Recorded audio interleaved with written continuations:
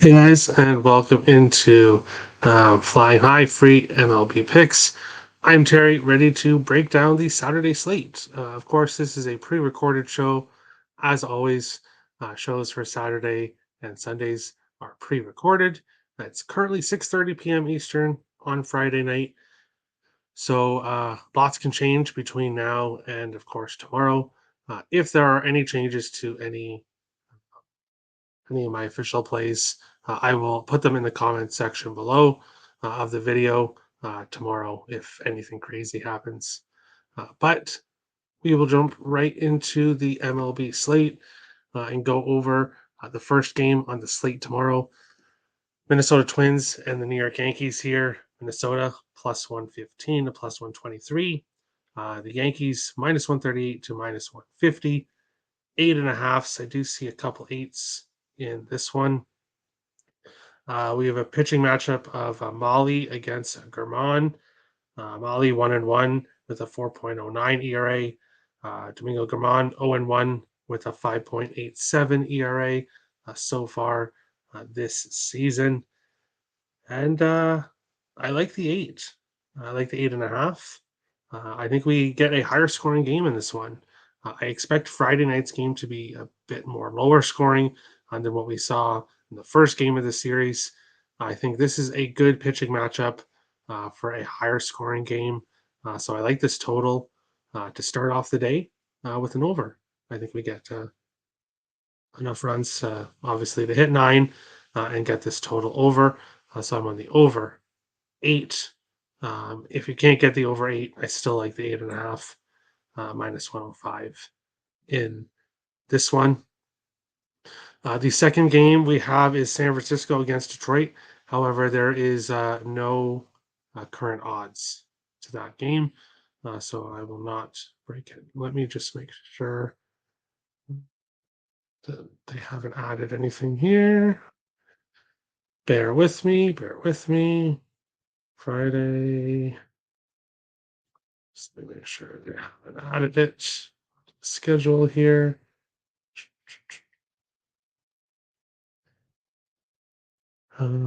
Yes, nothing is up here. It is blank. So not even a screen for me to bring up. But we'll move on to the second game here. We don't have a pitcher for Detroit. That's why I would assume there's no odds for that game. Here in the second game between Pittsburgh and St. Louis, you can get Pittsburgh plus 152 to plus 165. St. Louis minus 180 to minus 200. 8.5s across the board in this one. I took the Cardinals in game one, and Pittsburgh got a 5-0 win. Pittsburgh off to a pretty good start for the Pirates, anyways. Over 500 and off to a pretty good start. St. Louis, not as good of a start, I think, as many people expected. Currently, St. Louis is 5-8. Pittsburgh is 8-5. So not really what most people would have expected, I think, preseason, myself included. And in this one here, I think I somehow forgot a game. I'll just accidentally skipped over a game, but I'll go back to it here. In this one here, Contreras against Mats. Contreras 1-1 with an 8 ERA. Steven Matz 0-2 with an 8.98 or 8.98 ERA. So both pitchers with a sub 8 ERA. Obviously, it's early on in the season. And with St. Louis getting shut out, I expect a better performance from them Friday evening. Oviedo against Woodford. If you watched Friday's show, I do like Pittsburgh first 5 in that game, but I think St. Louis's offense might be tough for them to score a lot on Friday night's game, but I see that changing here in this one. Pittsburgh's going to get some runs against Mats. Cardinals are going to be able to hit Contreras. I like an over. I think this total should be more like 9.5, and it very well may move to 9.5 overnight. We'll definitely, I think, we'll see 9s in this game. So if you like the over 8.5, which I do, take it early. I've noticed a lot of line movement in baseball so far. So definitely lock in these. That's the great thing about me doing the shows the night before on the weekends is you can lock these plays in early, which is what I'd suggest for this game here. The second game, which I accidentally skipped over, and I shouldn't do that because I like this game. Baltimore minus 104 to minus 118. The White Sox minus 102 to minus 110. Nines. I see a 9.5, and I see a couple 8.5s available in this one. We have a pitching matchup of Gibson against Kopech. Gibson 3-0 with a 3.44 ERA for the Orioles. Kopech 0-2 with a 6.75 ERA in this one. And first time all year, I'm going to take the Baltimore Orioles. I think this is a nice price for them on the road. Here, I think they have the pitching advantage, and I like them in this game. Baltimore 7-6 on the year. The White Sox are 5-8, and first time I'm really jumping on the Orioles. But I think they have the pitching advantage here. I think they're playing a bit better than Chicago is as of now. The White Sox much better against lefties and righties. I see this as a good spot for the Orioles and a nice price for the Orioles, anywhere from minus 104 to minus 115 in this one. Going on to the third game, Tampa Bay Rays and the Toronto Blue Jays. Tampa Bay plus 100 to minus 110. Toronto minus 109 to minus 121. 9.5s right across the board in this one. No pitcher listed for Tampa Bay in this game. For Toronto, it will be Yusei Kikuchi, who is 1-0 with a 6.75 ERA. A good first start, not so good of a second start. But the Angels have been a team that has dominated Kikuchi for a while. And now we'll have this game here. And without knowing who's going to be on the mound for Tampa Bay, I don't really have a play in this game as of right now. Josh Fleming is listed on one of the sites here that I'm looking at. It is projected to be Josh Fleming. If that is the case, then I will be on Toronto. I think this is a good spot for the Jays if they don't win with Barrios tonight. Even if they do win with Barrios tonight, because I think when Tampa Bay eventually does lose, when their winning streak does come to an end, I think they will lose a couple in a row. So if they beat the Jays win tonight against Barrios or with Barrios on the mound, and it's a matchup between Kikuchi and Fleming tomorrow, I will be on the Jays, regardless of what happens in tonight's game. I think it is a good spot against Fleming. Kikuchi, I expect a bounce back season from Kikuchi. Obviously, he's not going to have Cy Young numbers, but I do see him having a better season this year than last year. And I think against Fleming, it would be a good matchup for the Jays in this one. But of course, I have to see a confirmed pitcher in this one before I pull the trigger. Milwaukee and San Diego in our next game here. Peralta against Lugo. Both pitchers 2-0. Peralta with a 0.75 ERA. Lugo with a 1.38 ERA. Both pitchers have got off to great starts in this one. But I'm getting plus money to back Peralta and this Milwaukee team, which who has exceeded my expectations this year at 9-4 on the year. Padres 7-7. I'll have to take the Brewers at this price. Looking at the first five in this one, you can get the Brewers still at plus money at Batano. That 4.5, minus 123 at Pinnacle. I'm going to see about getting a 4 closer to plus money in this one because I see a lower scoring first five in this one. So this is a game I suggest waiting on a little bit. If you want to take the 4.5 at -134, -135, or if you have access to Pinnacle and can get the -123, go ahead and take that. I'm gonna wait and see if I can get a 4 and get plus money in the under because I see this being potentially a 2-1 type of game after 5. I see a lower scoring game in this one, but I have to back the Brewers at plus money with one of their best pitchers on the mound in this one. I believe in Peralta a bit more than I believe in Lugo. I'm not sure what to expect from Lugo the rest of the season, but I know what we'll expect with Peralta in this one. The next game is Cleveland Guardians and the Washington Nationals. Cleveland with Plesac on the mound, 0-0 with a 9 ERA. Chad Cool for the Nationals is also 0-0 with a 8.1 ERA. Both pitchers have not won a game. Both pitchers have got smacked around a bit.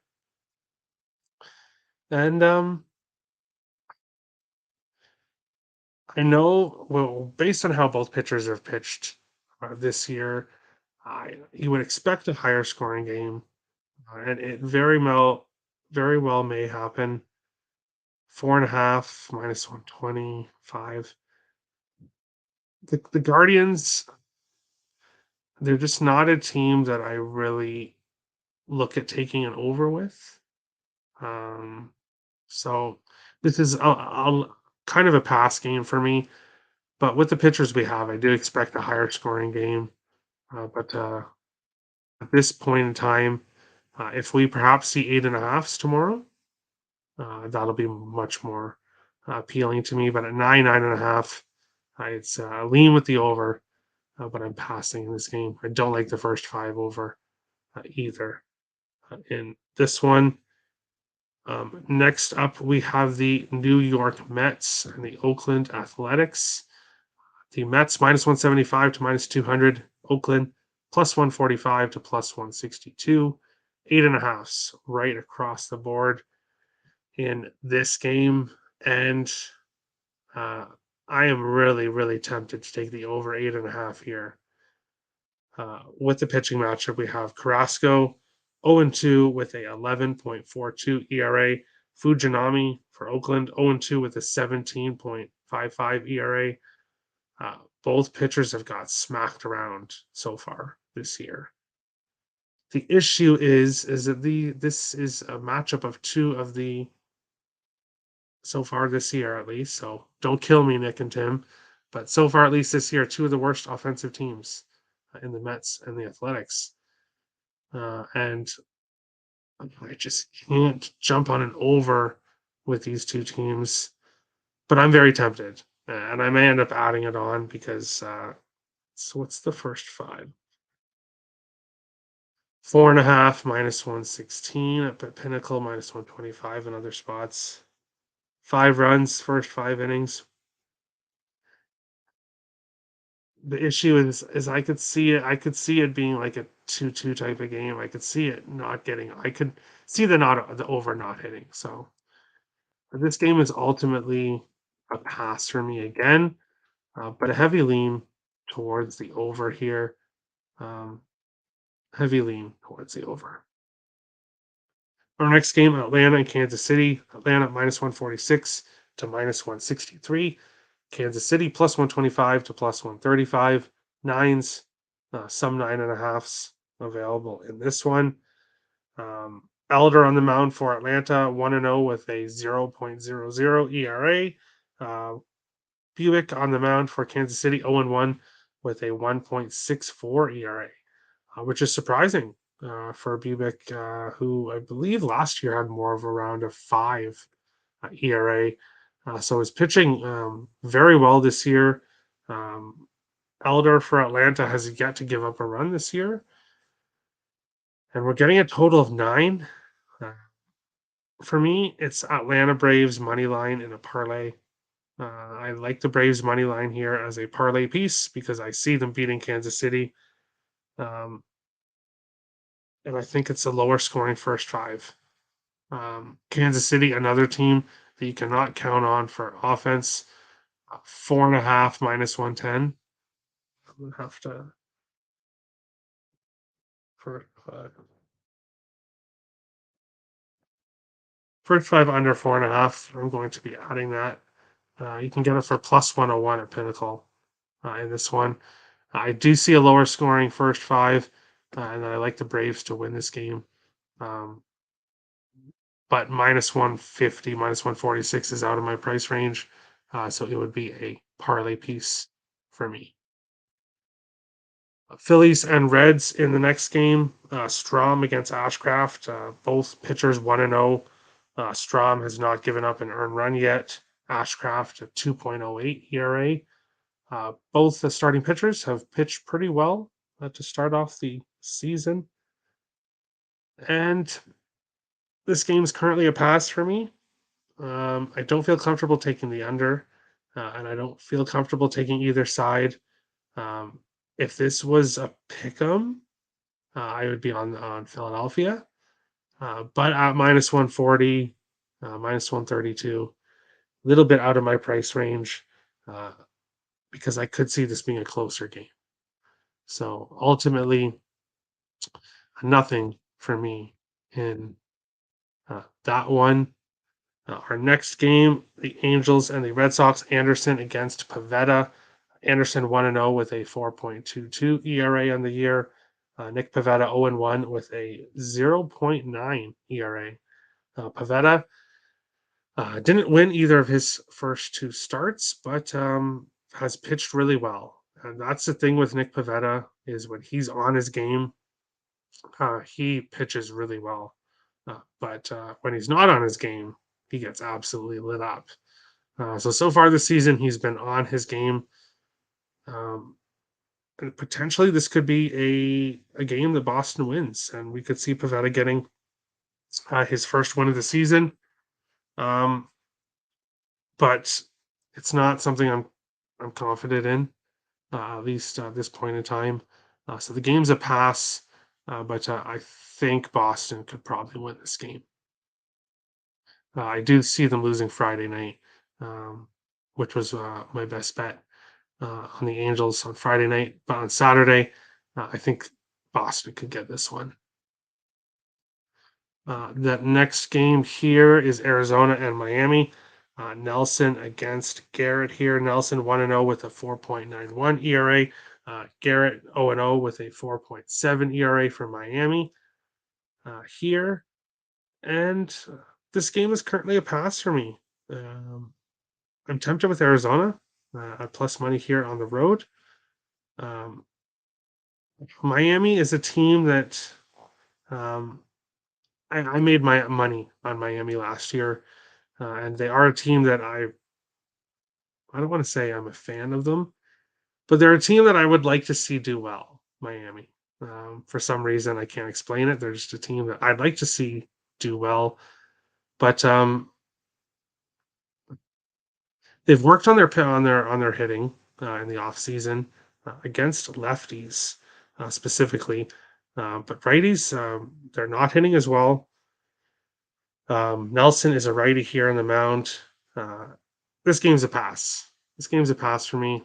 I just don't know where to go in this one, but I would lean with the Diamondbacks. Of course, the result of Friday night's game uh, very well may push me one side to another on this one, but currently it's a pass.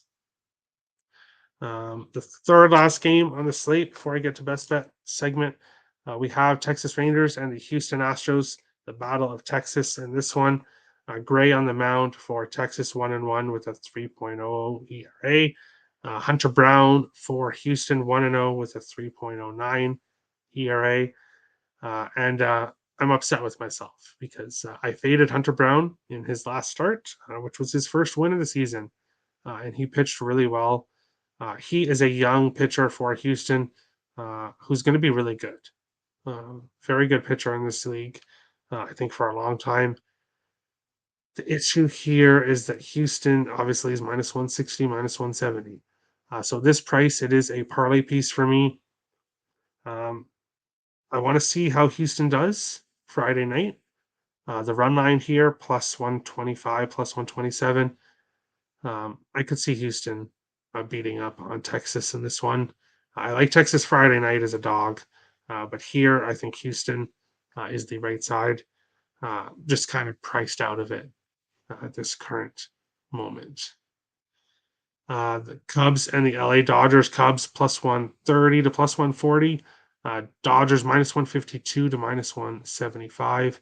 Nines do see an 8.5 and a couple 9.5s in this game here.